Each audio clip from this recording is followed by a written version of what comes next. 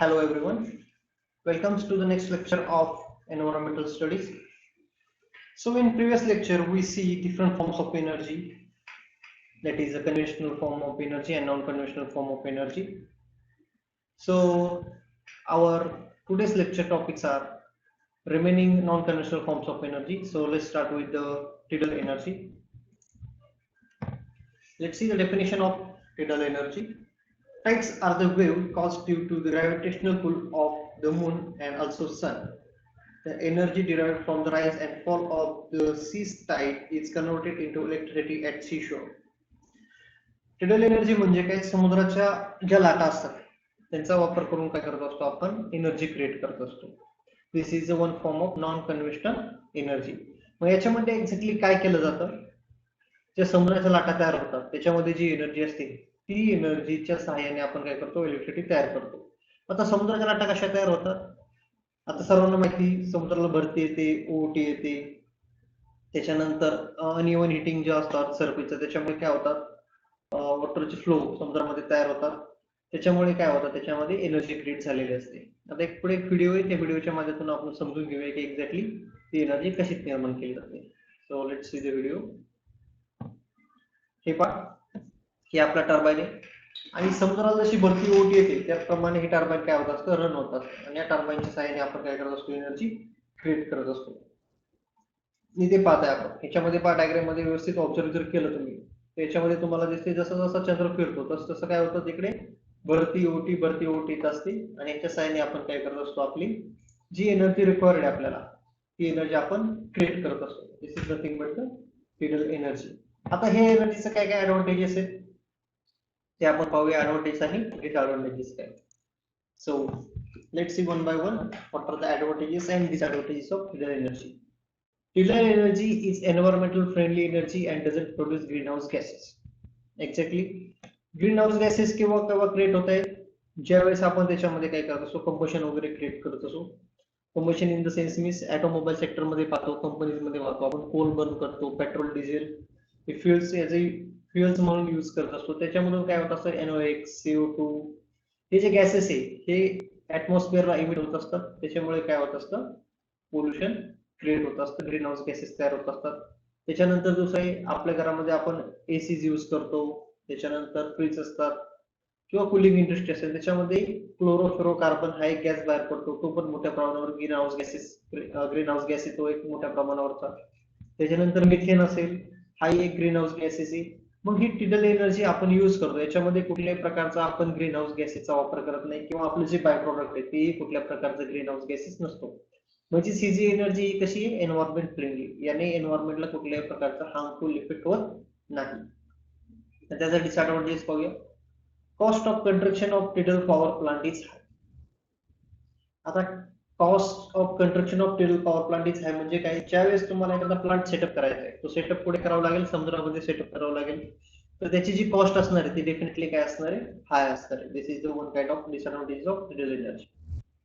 Let's see the advantage of tidal energy is we can predict the rise and fall of tides as they follow cyclic fashion. आपल्याला जे rise आणि fall जो असतो समुद्राचा भरती आणि ओहोटी असते कशावरती डिपेंडेंट असते, आपल्या चंद्राच्या याच्यावरती डिपेंडेंट असते. त्याच्यावरून आपण काय करू शकतो प्रेडिक्ट करू शकतो की आपल्याला केव्हा किती एनर्जी मिळणार आहे, त्यामुळे ते त्याचं ऍडव्हान्टेजेस आहे. दूसरा डिसएडवांटेज पाहूया. Sea waves are unpredicted and there can be damage to power generation units. आता सी वेव्स असतात, कधी कधी समुद्र खवळलेला असतो, कधी शांत असतो, आपण एक्झॅक्टली सांगू शकत नाही का कसं. त्याच्यामुळे काय होऊ शकतं, जे पॉवर जनरेशनची युनिट आहे त्यांना डॅमेज होऊ शकतो. Damage in the sense means समुद्राच्या पाण्यामध्ये जर कंटिन्युअसली जास्त फ्लो होत असेल तर टर्बाईन हाय स्पीडने फिरणार आहे, त्याच्यामुळे डेफिनेटली मोठ्या प्रमाणावरती प्रॉब्लेम्स येऊ शकतात. This is the disadvantage of tidal energy. पुढचे ऍडव्हान्टेजेस पाहूया. We can predict the rise and fall of the tides. हे आपण पाहिलेले. Efficiency of the tidal power is far greater as compared to coal, solar and wind energy. आता आपल्या सर्वांना माहिती आपला जो थर्मल पॉवर असतो त्याची इफिशियन्सी किती असते, साधारणतः 35 ते 45 च्या दरम्यान असते. सोलरची इफिशियन्सी सर्वांना माहिती 16 ते 19% आसपास असते. डिपेंड्स की कुठल्या टाईपचे पॅनल्स आपण यूज करतो.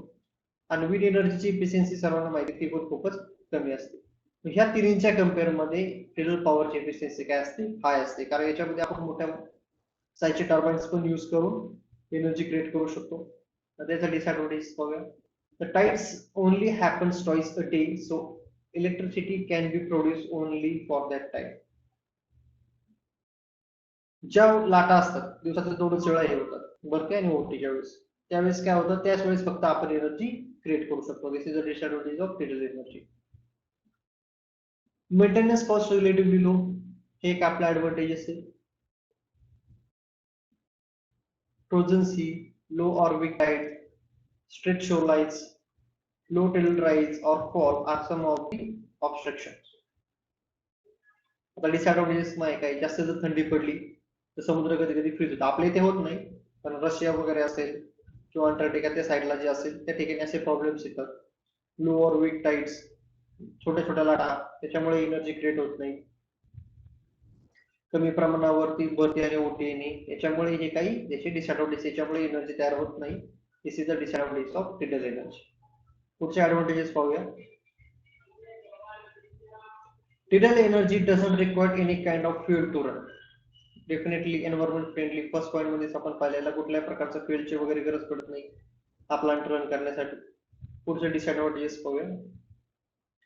This technology is still not cost effective and needs more technological advancement. सध्या ही आपण जी टेक्नॉलॉजी वापरतो कॉस्ट इफेक्टिव्ह नाही, म्हणजे पहिल्या याच्यामध्ये आपण पाहिलं cost of construction of tidal power plant is high, मोठ्या प्रमाणावरती याला खर्च येतो. आणि दुसरं काय याच्यामध्ये ज्या सीज वेव्ज असतात त्या अनप्रेडिक्टेड असल्यामुळे मोठ्या प्रमाणावर आपले जे पॉवर जनरेशन युनिट डॅमेज होऊ शकतो. म्हणून याच्यामध्ये अजून टेक्नॉलॉजीची गरज आहे मोठ्या प्रमाणावर याचा वापर करण्यासाठी. आणि शेवटचे ऍडव्हांटेजेस पाहूया टिडल एनर्जीचं काय. Life of tidal energy power plant is very long. त्याची जी लाईफ असते ती खूपच लॉंग असते. जसं सोलरचं असतं, सोलरचं आपल्याला माहिती लाईफ किती 25 इयर्स. हायड्रो पॉवर प्लांटची पण लाईफ आपल्याला माहिती 100 वर्षापर्यंत आपण त्याला यूज करू शकतो कंटिन्युअसली.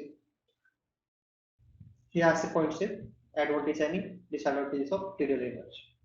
व्हिडिओच्या मध्ये आपण पाहिलं की आपण कशी टिडल एनर्जी वगैरे क्रिएट करत असतो. आता नॉन कन्व्हेन्शनल मध्ये पुढचा फॉर्म पाहूया कुठला आहे, जिओथर्मल एनर्जी. त्यात पाहूया आपण what is the meaning of geothermal energy, how it is created. Geothermal energy. Geothermal energy is the energy obtained from the earth, from the hot rocks present inside the earth. This is the heat of the interior of the earth present at the volcanic regions, geysers and hot springs. आता geothermal energy म्हणजे काय सर्वांना माहिती आहे. पृथ्वीचा जो गाभा आहे तो अत्यंत तपते, सूर्याच्या तापमान एवढंच त्याचं पण तापमान आहे. आणि त्याच्यामुळे काही काही ठिकाणी आपण पाहतो बघा गरम पाण्याचे झरे वगैरे दिसतात, काही ठिकाणी ज्वालामुखी सक्रिय असतो, त्याच्यामध्ये पण एनर्जी असते, हीट एनर्जी. त्या एनर्जीचा वापर करून काय करू शकतो आपण, आपला जिओथर्मल प्लांट सुरू करून त्याच्यापासून इलेक्ट्रिसिटी प्रोड्यूस करू शकतो. मग ह्या डायग्राम मध्ये दिसते आपल्याला हे काय केलेलं आहे, जो आपला व्हॉल्कॅनिक इरप्शन वगैरे असेल किंवा हॉट स्प्रिंग असेल त्याच्या साहाय्याने आपण हीट ऍब्सॉर्ब केली. ती हीट आपण काय केली, आपले जे हीट एक्सचेंजर त्यांना प्रोव्हाइड केली, त्याच्यावरून काय केलं, हीट एक्सचेंजरच्या साहाय्याने आपण केलं स्टीम, जी वॉटर होतं त्याची स्टीम तयार केली, स्टीम टर्बाईनला दिली, टर्बाईन रन केलं. ह्या टर्बाईन नंतर आपला जो अल्टरनेटर आहे तो रन झाला. अल्टरनेटरने काय केलं, एसी इलेक्ट्रिसिटी क्रिएट केली, आपण ती ग्रीडला कनेक्ट केली. दिस इज एक पिक्चरल शो आहे जिओथर्मल एनर्जीचा. पुढच्या याच्यामध्ये एक फाईल आहे, त्या फाईलवरून आपल्याला लक्षात येईल की एक्झॅक्टली एनर्जी कशी वर्क करते. आता पहा schematic diagram of geothermal energy utilization. आता एक्झॅक्टली ही एनर्जी जी आहे ते कसे यूज करतात आपण पाहूया.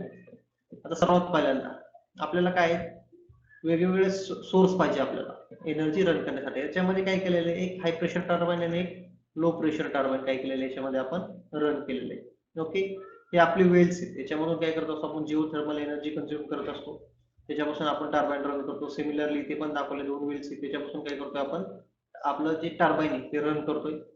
टर्बाईन रन केल्यानंतर काय होतं याच्यामध्ये हीट एक्सचेंजर, इथून आपली एनर्जी येते, इथून परत आपण काय करतो त्याला डाऊन करतो.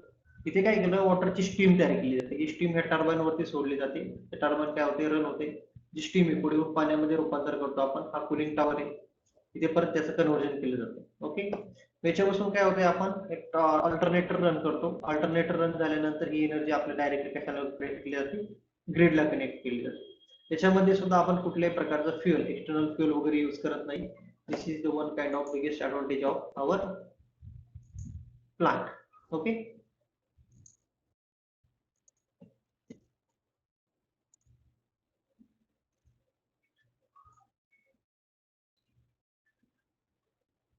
हे पण आपल्या प्लांटचं काय एक बिग ऍडव्हान्टेज.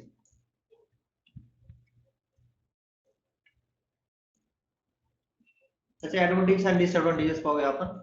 काय काय याचे ऍडव्हान्टेज आणि डिसएडव्हान्टेजेस आहेत. So non conductor form of energy मध्ये जिओथर्मल एनर्जी पाहतोय आपण.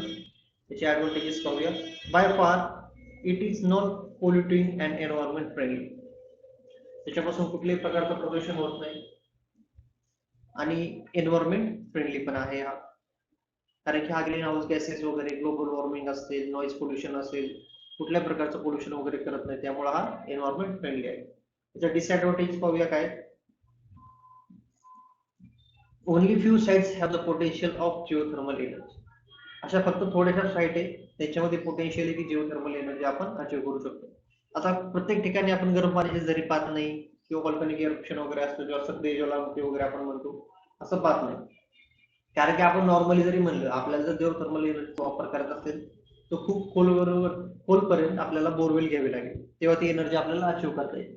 ते खूप कॉस्ट इफेक्टिव्ह आहे. त्यामुळे अशी थोडीच ठिकाण आहे की तिथेच ती नॅचरली अवेलेबल आहे आणि त्याचा वापर आपण करून काय करू शकतो, आपण जिओथर्मलचा वापर करून इलेक्ट्रिसिटी प्रोड्यूस करू शकतो. पुढचे ऍडव्हान्टेजेस पाहूया. There is no wastage of generation of by products. ह्याच्यामध्ये कुठल्याही प्रकारचं वेस्टेज क्रिएट केलं जात नाही किंवा जनरेशन जे होतं त्याच्यापासून कुठल्याही प्रकारचं वेस्ट क्रिएट केलं जात नाही. This is advantages of geothermal energy. Disadvantages पाहूया. Total generation potential of this source is too small. आता याच्यापासून जी एनर्जी क्रिएट करते त्याचं जे पोटेन्शियल आहे, त्याची जी क्षमता आहे ती खूपच कमी ऍज कम्पेअर टू जे प्रिव्हियस सोर्सेस होते, जसं की टेरल एनर्जी असेल, सोलार असेल, विंड असेल, कोलची पासून जी एनर्जी मिळते त्यांच्या कंपॅरेटिव्हली याचं जे पोटेन्शियल आहे ते काय खूपच कमी आहे. पुढच्या ऍडव्हान्टेज पाहूया जिओथर्मलचं. Geothermal energy can be use directly. आपण ही एनर्जी डायरेक्टली यूज करतो कशासाठी, वॉटरचं स्टीम मध्ये कन्वर्ट करण्यासाठी. याचा डिसएडव्हान्टेजेस काय. There is always a danger of eruption of volcano. आता अशा ठिकाणी आपण हा प्लांट सेटअप केलेला आहे, कारण की पहिल्या पॉईंट मध्येच पाहिलेले आपण अशा खूपच कमी साइट्स आहे की तिथे त्यांचं पोटेन्शियल आहे, त्यापासून आपण एनर्जी क्रिएट करू शकतो. आणि सक्रिय ज्वालामुखी असलेल्या साईटवरतीच हा आपण प्लांट सेट करतो. म्हणजे मेजर डिसएडव्हान्टेजेस काय की तिथला जो ज्वालामुखी असेल, व्होल्कॅनो असेल, तो कधीही सक्रिय होऊ शकतो, त्यामुळे मोठ्या प्रमाणावर धोका निर्माण होऊ शकतो प्लांटला आणि तिथे जे वर्कर्स वगैरे काम करतात त्यांना सुद्धा. This is the biggest disadvantage of geothermal energy. Now see the another advantage of geothermal energy. Maintenance cost of geothermal plant is very less. And the disadvantage of geothermal energy is installation cost of steam power plant is very high. Definitely, because this plant is we are going to set up on a specific area. जेव्हा specific एरियामध्ये आपण plant set करत असतो त्यावेळेस त्याची जी cost वगैरे असेल आपलं, कारण की आपल्याला टर्बाइन रन करायचे त्यामुळे याची कॉस्ट काय हाय असणारी आणि इफिशियन्सी खूप कमी असल्यामुळे आपल्याला काय करावं लागतं, त्या प्रमाणात प्लांट सेटअप करावा लागतो. त्याचं हे एक डिसएडव्हान्टेजेस आहे. Geothermal power plant doesn't occupy too much space and this helps in protecting natural environment. जसं आपण पाहिलं हायड्रो पॉवर प्लांट मध्ये खूप मोठ्या प्रमाणावर जागा लागते, विंडला पण ओव्हनच्या डोंगरावरती सेटअप करावं लागतं, सोलारला पण खूप मोठ्या प्रमाणावर जागा लागते. त्या तुलनेने जिओथर्मल पॉवर प्लांट्स आहेत त्यांना खूप कमी जागा लागते. जागा कमी लागते याचं काय असणार, याचा काय फायदा होतोय आपल्याला, जर याला जागा कमी लागत असेल तर आपण एन्व्हायरमेंटला काय करतोय, प्रोटेक्ट करतोय, बरोबर. याचा डिसएडव्हान्टेज होऊया पुढचे. There is no guarantee that the amount of energy which is produced will justify the capital expenditure and operations cost. याची कुठलीही गॅरंटी नाही जी आपण एनर्जीसाठी अमाऊंट केलेली ती आपल्याला परत मागे भेटेल. ऑपरेशनची कॉस्ट आहे ती आपल्याला काय म्हणतात त्याला, त्याचा रिटर्न ऑफ इन्व्हेस्टमेंट आहे तेवढं परत रिटर्न भेटेल. हे एक याचं डिसएडव्हान्टेजेस आहे. पुढच्या ऍडव्हान्टेज पाहूया. Unlike solar energy it is not depends on the weather condition.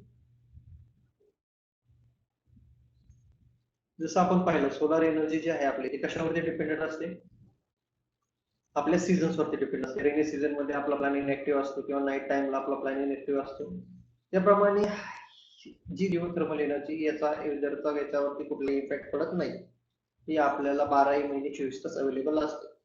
याचा डिसएडव्हान्टेजेस काय, It may release some harmful poisonous gases that can escape through the full system during construction. ज्यावेळेस आपण ड्रिलिंग वगैरे करत असतो त्यावेळेस काय करतात हार्मफुल गॅसेस वगैरे असतात ते ऍटमॉस्फिअरला थोडेसे काय होऊ शकतात लीक वगैरे होऊ शकतात त्यामुळे थोडासा एन्व्हायरमेंटला प्रॉब्लेम होऊ शकतो. This is the all about geothermal power plant. Now let's see the another form of energy in non-conventional, that is biomass. Biomass means all material which comes from living organisms. For instance, waste material of plants and animals, food, agriculture waste, dead parts of plants and animals. हे सर्व काय येते कशामध्ये येते biomass मध्ये. आता exactly biomass मध्ये काय होतं पाहतो आपण. याच्यामध्ये काय सांगितलेलं आहे असं काही मटेरियल जे आपल्याला लिव्हिंग ऑर्गॅनिझम पासून मिळतं. मग ते कुठले कुठले असतील प्लांटचं वेस्ट असेल, अॅनिमलचं वेस्ट असेल, वूड असेल, ऍग्रिकल्चर वेस्ट असेल, शेतामध्ये जे सगळं होतं त्याच्यापासून जे वेस्ट होतं किंवा डेड पार्ट्स ऑफ अॅनिमल्स असतील, प्लांट्स असतील, या सर्वांचा वापर काय करतो आपण याच्यापासून आपण कुजवतो त्यांना आणि त्याच्यापासून काय करतो आपण मिथेन प्रोड्यूस करतो. This is nothing but the biomass. हे असते बायोमास एनर्जी. मग सिटीमध्ये आपण पाहतो की सध्या काय करतात ओला कचरा सुका कचरा वेगळा करतात. हा जो कचरा आहे हा काय करतात जो कचरा असेल तो कचऱ्याचं काय करतात त्याच्यापासून एनर्जी क्रिएट केली जाते.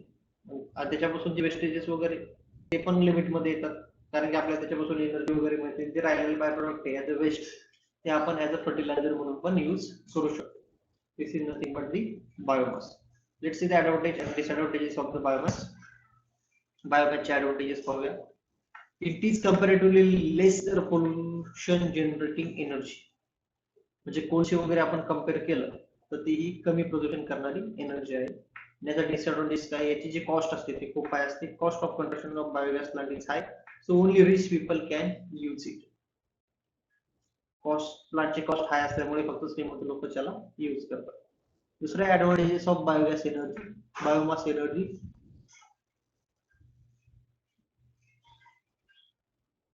Biomass energy helps in cleanliness in villages and cities and provides manure for the agriculture and gardens.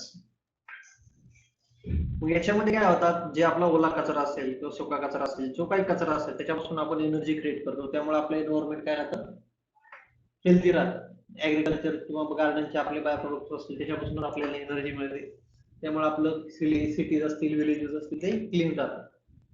याचा डिसएडव्हान्टेज काय continuous supply of biomass is required to generate biomass energy. Biomass तयार करण्यासाठी जो supply जे आपण काही वेस्ट यूज करतो त्याचा सप्लाय कंटिन्युअसली झाला पाहिजे तरच आपल्याला त्याची एनर्जी मिळत राहते. पुढच्या ऍडव्हान्टेज याचं biomass energy is relatively cheaper and reliable. कारण की वेस्ट पासून आपल्याला ती एनर्जी मिळते त्यामुळे त्याच्यावरती स्पेशली आपल्याला कसं कॉस्ट वगैरे खर्च करावी लागत नाही किंवा त्यासाठी वेगळे प्रोडक्ट्स वगैरे विकत घ्यावे लागत नाही. जे काही वेस्ट असते त्याच्यापासूनच एनर्जी मिळते त्यामुळे त्याची जी किंमत असते ती कमी असते. त्याची किंमत ऑपरेटिंग कॉस्ट आहे ती खूपच कमी पण त्याचं जे कंस्ट्रक्शन आहे त्याचे खूप कॉस्ट जास्त आहे हे ते सर्वांनी लक्षात घ्यायचं. त्याच्यासाठी पुढचं डिसएडव्हान्टेज पाहिला. Biogas plant require space and produces dirty smell. ज्यावेळेस आपण त्याचं काय करत असतो डिग्रेडेशन करत असतो जे काय वेस्ट असेल त्याचं त्याच्यापासून वेगवेगळे गॅसेस वगैरे तयार होतात त्याच्यामुळे डर्टी स्मेल वगैरे येऊ शकते. त्याला थोडीशी स्पेस वगैरे पण लागते. This is the disadvantages of biomass energy. Let's see the another advantage of biomass energy. It can be generated from everyday human and animal waste, vegetables and agriculture leftover etc.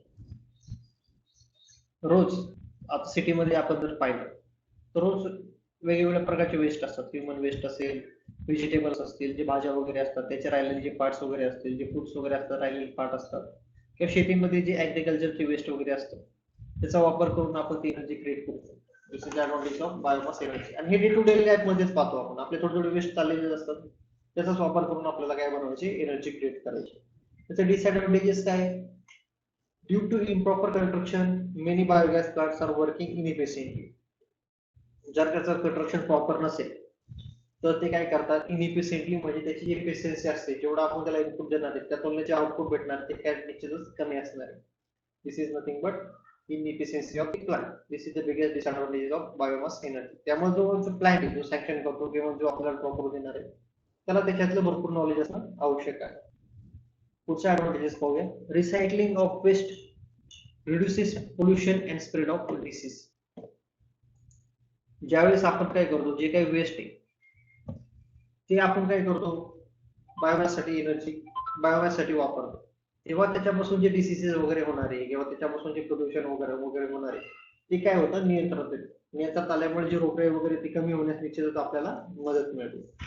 आणि याचं disadvantages काय, it is difficult to store biogas in cylinders. आणि शेवटचा disadvantage याचं, transportation of biogas through pipe over long distance is difficult. म्हणजे काय, जिथे आपल्याला यूज करायचा त्याच्या शेजारीच तो प्लांट असला पाहिजे. पाईपने वगैरे आपण एवढा लांब घेऊ शकत नाही, किंवा ट्रान्सपोर्टेशन काय म्हणतो आपल्याला सिलेंडर मध्ये वगैरे पण बायोगॅस स्टोअर करणे थोडंसं अवघड बनतं. हे होतं आपलं बायोगॅस बद्दलचं. त्याचे ऍडव्हान्टेज डिसएडव्हान्टेज पाहिलेले. बायोगॅस म्हणजे काय, कशापासून तयार केला जातो, 2 स्लाइड्स मध्ये आपण पाहिलेले. पुढचा फॉर्म पाहूया आपण, non conventional form of energy मध्ये हायड्रो पॉवर एनर्जी. आता मेकॅनिकल, सिव्हिल, इलेक्ट्रिकल सर्वजण हा जो आहे हायड्रो पॉवर प्लांट याच्याशी रिलेटेड, याच्याशी परिचित असतीलच. कसं ते पाहूया. आधी पाहूया हायड्रो पॉवर प्लांट म्हणजे काय, एनर्जी काय असते, मेकॅनिकलचा, सिव्हिलचा आणि इलेक्ट्रिकल त्याच्याशी काय संबंध. तर पहिल्यांदा पाहूया hydro power energy means what. Hydropower or hydroelectricity refers to the conversion of energy from flowing water into electricity. It is considered a renewable energy source because the water cycle is constantly renewed by the sun. आता हा जो source आहे याच्यामध्ये काय केलं जातं, धरणांमध्ये पाणी साठवलं जातं. त्या पाण्यामध्ये कुठली असते एनर्जी, पोटेन्शियल एनर्जी असते. त्या पोटेन्शियल एनर्जीला ज्यावेळेस आपण काय करतो, कायनेटिक मध्ये कन्वर्ट करतो. त्या कायनेटिक एनर्जीचा वापर करून आपण टर्बाईन रन करतो. टर्बाईन रन झाल्यावरती कायनेटिक एनर्जीचं कन्वर्जन होतं मेकॅनिकल एनर्जी मध्ये, आणि मेकॅनिकलचं कन्वर्जन होतं परत इलेक्ट्रिक एनर्जी. ओके. आता सिव्हिल, इलेक्ट्रिकल आणि मेकॅनिकलचं काय संबंध, आधी पुढचं आपण पाहूयाचं एक व्हिडिओ आहे ती पाहूया, मग आपल्याला फिलिंग्स मध्ये काय रिलेशन येतं ते आपण पाहूया. हे पहा, हा इकडे काय केलेलं आहे, डॅम दिसतोय आपल्याला. डॅम वरती आपण काय केलेलं आहे, वॉटर स्टोअर केलेले आहे. आणि हा जो पाईप आहे, ओके, त्याच्यामध्ये आपण इथं पाहता ही जी एंट्री, याला आपण म्हणतो इनटेक. हा जो पाईप याला म्हणतो आपण पेनस्टॉक. हे पाणी जे आहे धरणातलं ते काय करतो, मोठ्या प्रमाणावर आपण इकडे टर्बाईनकडे घेऊन येतो. इथे आपल्याला कंट्रोलिंग वॉल असतो, इथे आपण काय करू शकतो, पाणी कंट्रोल करू शकतो. ते मेकॅनिझम असतं की किती फ्लो पाहिजे पाण्याचा आपल्याला. जेव्हा ते पाणी याच्यामध्ये येतं, ओके, आता इथे ज्यावेळेस पाणी साचलेलं असतं त्यावेळेस त्याच्यामध्ये कुठली एनर्जी असते, पोटेन्शियल एनर्जी असते. ज्यावेळेस आपण वॉल रिलीज करतो, पोटेन्शियल एनर्जीचं कन्वर्जन कशामध्ये होतं, कायनेटिक एनर्जीमुळे. का, कारण की ग्रॅव्हिटी. हा जो डॅम असतो हा उंचावरती असतो. हे जो पॉवर प्लांट असतो तो आपला एनर्जी जनरेशन प्लांट असतो तो खालच्या साईडला असतो. म्हणजे ग्रॅव्हिटीमुळे पोटेन्शियलचं कन्वर्जन कशामध्ये होतं, कायनेटिक मध्ये होतं. इथे पोटेन्शियल प्लस प्रेशर एनर्जी दोन्ही असतं, त्याचं कन्वर्जन आपल्याला प्रेशर प्लस कायनेटिक एनर्जी मध्ये भेटतं. ज्यावेळेस पाणी आपल्या टर्बाईन वरती येऊन स्ट्राईक करतं त्यावेळेस त्याच्या एनर्जीमुळे टर्बाईन रोटेट होण्यासाठी स्टार्ट होतं. ज्यावेळेस टर्बाईन रोटेट होण्यासाठी स्टार्ट होतं त्या टर्बाईनला इकडे अल्टरनेटर कनेक्ट केलेला असतो. इथे पाहू शकता जनरेटर कनेक्ट केलेला आहे. मग तो ज्यावेळेस काय होणार, ज्यावेळेस तो रोटरी मोशन की मेकॅनिकल एनर्जी ती कशामध्ये कन्वर्ट केली जाते, एनर्जीमध्ये. इथे टर्बाईन दिसते आपल्याला. जे राहिलेलं पाणी ते ड्राफ्ट ट्यूब मधून, टेल रेस मधून नदीत सोडून देण्यात येते. ही काय जी एनर्जी कन्वर्ट झालेली ही कशाला, ट्रान्सफॉर्मरच्या साहाय्याने काय करतो आपण, आपल्या माहिती ट्रान्सफॉर्मर मध्ये 2 टाईप आहेत, स्टेप अप, स्टेप डाऊन. मग त्याच्याप्रमाणे काय करतो, ही जी एनर्जी असेल ती परत ट्रान्समिशन लाईनला कनेक्ट करून ग्रीडला कुठे सेंड केली जाते. हे होतं हायड्रो पॉवर प्लांटचं कंस्ट्रक्शन. मग याचा सिव्हिलचा काय संबंध आहे, सिव्हिल मध्ये आपण पाहतो हे जे कंस्ट्रक्शन आहे डॅमचं ते सिव्हिल मध्येच येतं. मेकॅनिकल वाल्यांचं येथे टर्बाईन आहे, बरोबर, आणि इलेक्ट्रिकल वाल्यांचं इथे पाहतो ट्रान्सफॉर्मर पासून पुढचे जे आहे जनरेटर, ट्रान्सफॉर्मर, ते इलेक्ट्रिकल ब्रांचशी रिलेटेड आहे. म्हणजे तिन्ही ब्रांचचं जे आपण म्हणतो इथे कॉम्बिनेशन ते ह्या हायड्रो पॉवर प्लांट मध्ये आपल्याला पाहायला भेटतं. त्याचे ऍडव्हान्टेजेस आणि डिसएडव्हान्टेजेस पाहूया काय काय आहेत ते. Non conventional form of energy, त्याच्यामध्ये पाहतोय आपण हायड्रो पॉवर एनर्जी. तर पहिल्यांदा ऍडव्हान्टेजेस पाहूया, मग डिसएडव्हान्टेजेस पाहूया one by one. Hydropower is fuelled by water, so it's a clean fuel source. आपण हायड्रोपॉवर प्लांट मध्ये कुठल्याही प्रकारचं इंधन वापरत नाही. जे इंधन असतं ते आपलं पाणी असतं, त्याच्यापासून कुठल्याही प्रकारचं प्रदूषण होत नाही. त्यामुळे आपण काय म्हणतो याला क्लीन फ्युएल सोर्स. त्याच्या आधी सर्वात इम्पॉर्टंट क्वेश्चन आहे की नॉन कन्व्हेन्शनल का म्हणले, बिकॉज आपली जी वॉटर सायकल ही दरवर्षी कंटिन्युअस चालू असते, आपल्याला फ्री ऑफ कॉस्ट मध्ये ती एनर्जी भेटते. त्यामुळे आपण याला नॉन कन्व्हेन्शनल मध्येच ठेवलेलं आहे. दुसरं डिसएडव्हान्टेजेस पाहूया. fish populations can be impacted if fish cannot migrate. Hydropower प्लांटमुळे काय होतं, मोठ्या प्रमाणावर आपण पाणी स्टॉक करतो, त्यामुळे जे माशांची संख्या असेल ती काय होऊ शकते, प्रभावित होऊ शकते. तर माशांना मायग्रेट म्हणजे इकडे तिकडे जाता नाही आलं तर, कारण की आपण काय केलेले पाणी संपूर्णपणे एका जागेवरती थांबवलं जातं.